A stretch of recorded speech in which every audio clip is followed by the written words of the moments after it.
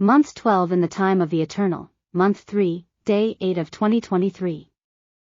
The Eternal took me to 1 Kings 5.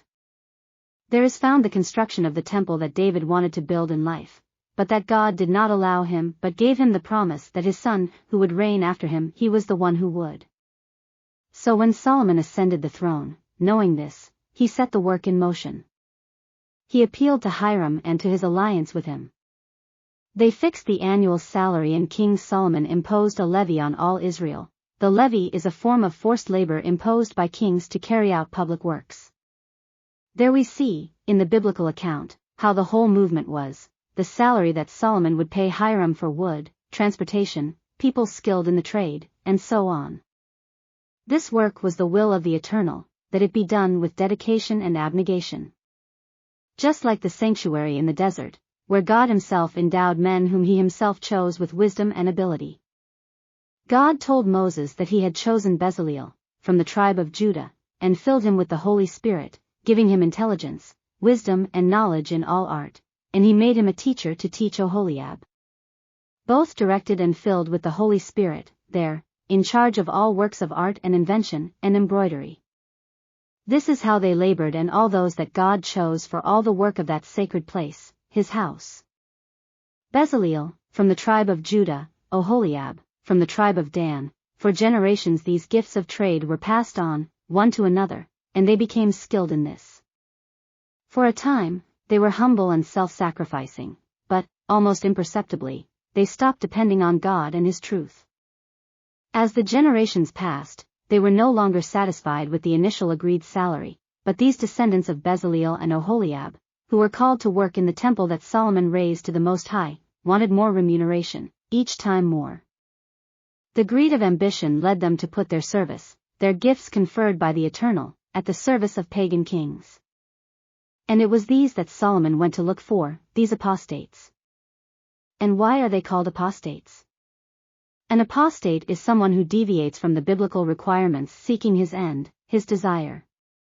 We see an example of this in Matthew 26 verses 14 to 16, in Acts 5 verses 1 to 11, 1 Timothy 1 verses 19 to 20, Titus 1 verse 16, 2 Timothy 4 verse 10, 2 Peter 2 verses 1 to 3, Revelation 2 verses 20 to 22, among others. Solomon, instead of asking the Eternal for wisdom regarding this need, ignored the Eternal's advice and went to the Phoenician king, who sent him Hiram Abi. Skilled man, worker in precious stones and minerals, which he knew how to sculpt, already from experience. He was the son of a woman of the daughters of Dan, but his father was from Tyre. He, through his mother, was a descendant of Oholiab, to whom hundreds of years ago God granted special abilities for the construction of the tabernacle.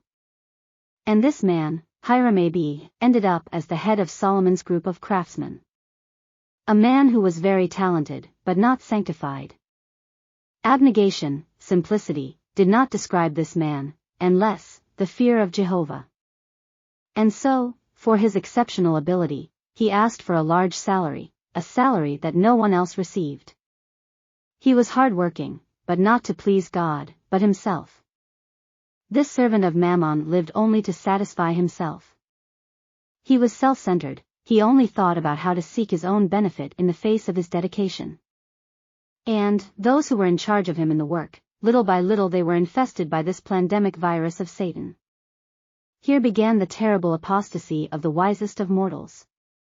The king agreed to this man's high salaries, more and more, because he also liked the appearance, luxury, comfort, and he gave free rein to waste. Abnegation and self-sacrifice was not pleasing to them, and they shunned it. The only spirit that should move the Christian came out of its midst. What a great lesson for all of us today. Consecration to God, a spirit of sacrifice, are the first requirements of an acceptable service before God. Not a thread of selfishness should be woven into his work. Everyone who is called by God to his work must be very careful with this. Each worker must humble his heart before him. The Eternal is aware of this and we must recognize, in everything, his sovereignty over each one of us. He is, and he must be. We must, or have a duty to, live according to his principles of abnegation. When this is so, the loyal and self-sacrificing worker, with a spiritual lamp, will shine. And, preparing this, he will endeavor without any self-interest to promote the interests of the heavenly kingdom. He will then enjoy a wonderful and uplifting experience, and he will be able to exclaim, "Surely Jehovah is in this place." Like this, day after day, moment after moment, he will understand that he has a high privilege by putting the talents and gifts, conferred by the Eternal, at his service. This gospel began with people who gave everything for the advancement of the work, sacrifices, self-denial, zeal, virtue. They barely received anything, to sustain themselves, but their zeal and impetus, driven by really noble and selfless motives, were their qualities. A heart baptized with the ministry of love. His longed reward was, in his intimate communion with the Holy Spirit, and the supreme artifice, practicing the strictest economy. But, as time passed, all this changed. And the one that was the depositary of the eternal milestones, in that beginning where the eternal milestones were deposited, went on to great profits and extravagances. The same as the worldly, where a few profit big, and the masses are the ones that serve, but suffer. These foreign principles, like bad yeast, spread. Many stopped being self-sacrificing, to the point that offerings and tithes seemed a burden to them to give them to the service of the Lord and his work. As always, when this happens, God asks for reform, which first begins, or should begin, in the heart, for external reforms are nothing if they have not first occurred internally. Like this, when the reforms come to the people, there is always, without exception, a shaking. To return to the ancient paths of the Eternal, when he raises his norm, this has always been, and will be, a shaking among the people. Those who continued, or continue, giving or attributing exaggerated importance to their services were, and will be, eliminated. Moreover, the others received the message given by God from the heart, and they learned, and are learning, to detest their covetous spirit. These, in the past, and those of today, made an effort, and will make an effort to set an example before the world. In the past and today, they understood and understand, that they would only be and will be saved from this subtle temptation under a complete surrender to God, so that a change of mind and heart can be wrought. Totally surrendered to the Eternal to receive, then, a full transformation. The work of God must bear the seal of missionary work. And many, today, make the counterpart of the gospel of the Eternal with their lives surrendered to comfort, to conceit, to the lack of dedication in the real duties of life. And these, if they do not turn from their course, little by little will lose track and end up far from the ranks of the Eternal, by their own choice. God will test each soul in faith, for he has purchased us from the slavery of sin with infinite sacrifice. He became poor for us so that, through this, we could come to possess eternal riches. All that we possess of gifts, intellects, capacities, elevated abilities, is because he conferred them to us so that we use them for him, in order to be partakers of his sacrifice. Solomon, sadly, prepared the way for his ruin when he turned to, according to human opinion, wise men from other nations to build the temple. God had educated and given gifts and abilities to his people in the past for the construction of the tabernacle in the desert, and he could have done it again if his people had remained in him. It was the plan of the Eternal that his people were at the head of all nations, for the talents received, but he disdained the one who gave him life, abilities and sustenance. If the people had had clean hands, a pure heart, and sanctified and noble purposes, the Lord would have communicated to them his grace, which is infinite. Many today, like Solomon, make this same mistake. They depend on men instead of depending on God, and, as in the past, they will soon discover that what they cherished and longed for will be their misfortune and end. We cannot pretend to be among the bad yeasts and not get infected. This presumption will cost many the kingdom of heaven.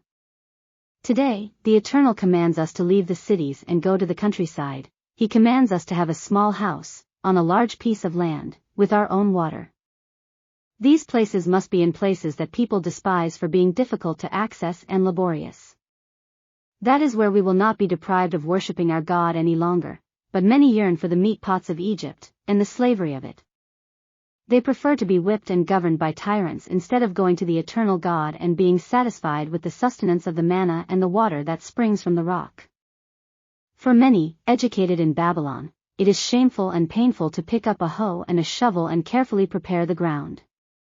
The earth is aged, like an old rag, but to the diligent, who seeks heavenly wisdom, the Eternal will give springs of knowledge to nourish the earth and, like this, it will render the fruits that feed us.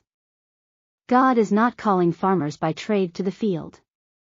He is calling for all of us to be farmers. Let no one stop to think that they must be a farmer to sow the land. This evil thinking must come out in the name of the Eternal of the thought, and put in its place a, "Thus says Jehovah." And what does Jehovah say? Whoever goes to him asking for wisdom, he will give it to him. God did not give each tribe their inheritance with all sown, but there with this, the land, and the effort they made is that, then, they began to have what they really needed.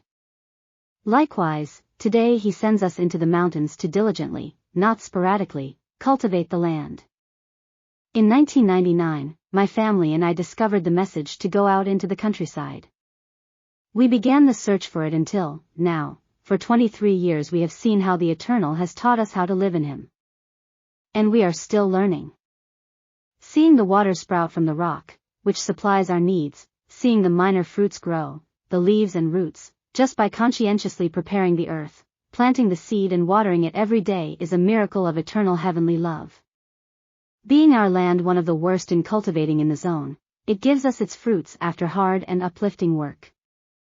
Knowing each plant, too, which one likes full sun, semi-shade, shade, dry, wet, cold and hot, it's all a vast study of integration, from where we never should have left.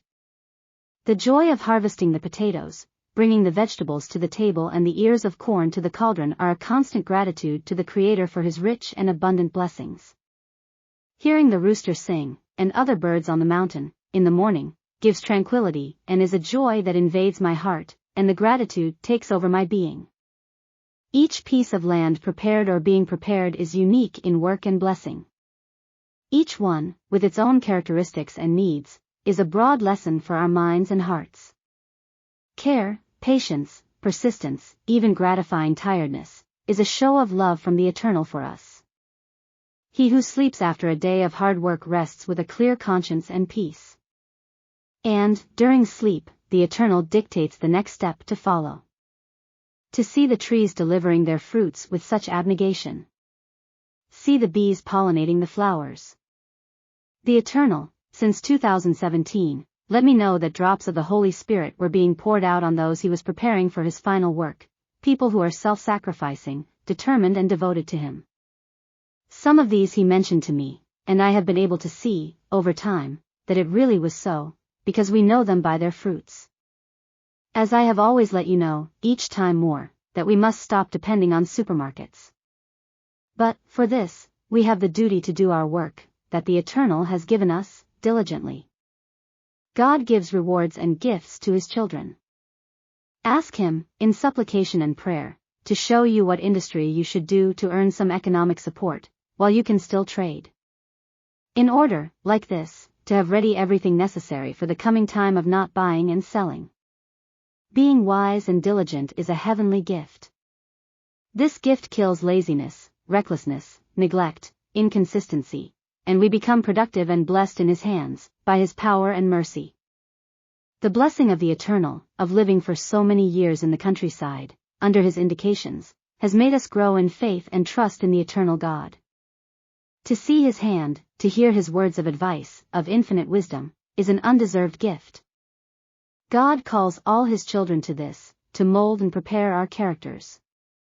So that, no longer by words but by living an effective example, we may be living sermons to others. And we may all soon come to say, as Jehovah lives, in whose presence I stand. It is my desire and prayer that it be so for each one of you. May the Lord bless us.